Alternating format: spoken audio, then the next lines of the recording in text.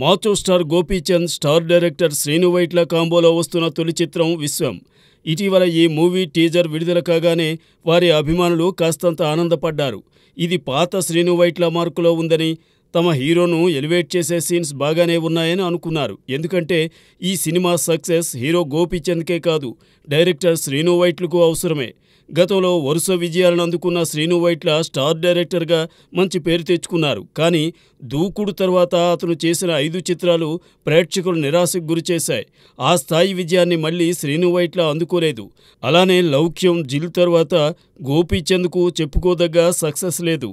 ఇప్పుడు గోపీచంద్తో విశ్వం మూవీని నిర్మిస్తున్న పీపుల్స్ మీడియా సంస్థ గత ఏడాది గోపీచంద్తో నిర్మించిన రామబాణం సైతం పరాజయం పాలైంది. హీరో, డైరెక్టర్కే కాకుండా ఈ సినిమాలోని హీరోయిన్ కావ్య థాపర్కు విశ్వం ఓ లిట్మస్ టెస్టే.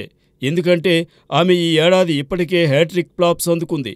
ఫిబ్రవరిలో కావ్య థాపర్ నటించిన ఈగిల్, ఊరు పేరు భైరవకోన బ్యాక్ టు బ్యాక్ విడుదలై ప్రేక్షకులను మెప్పించడంలో విఫలమయ్యాయి. ఆగస్టు 15న అమ్మడు నటించిన డబుల్ స్మార్ట్ మూవీ విడుదలై పరాజయం పాలైంది. దాంతో వరుసగా 3 పరాజయాలను పొందినట్టయింది. సో విశ్వం విజయం సాధించడం ఆమెకు తప్పనిసరి. అలానే ఈ సినిమాను నిర్మిస్తున్న టీజీ విశ్వప్రసాద్ సైతం విజయాలు లేక సతమతమవుతున్నారు. మంచి విజయం కోసం కొన్ని నెలలుగా ఎదురు చూస్తున్నారు. ఈ ఏడాది ఆయన నిర్మించిన ఈగిల్, మనమే, మిస్టర్ బచ్చన్ సినిమాలు బాక్సాఫీస్ బరిలో సక్సెస్ను అందుకోలేకపోయాయి. దాంతో విశ్వప్రసాద్ సైతం విశ్వం విజయంపై ఆశలు పెట్టుకున్నారు. ఎందుకంటే విశ్వం వెనుకే ఈ సంస్థ నిర్మించిన మరో చిత్రం స్వాగ్ రాబోతోంది. విశ్వం ఫలితం ఏమాత్రం అటు ఇటు అయినా దాని ప్రభావం శ్రీవిష్ణు స్వాగ్ మీద కూడా పడుతుంది.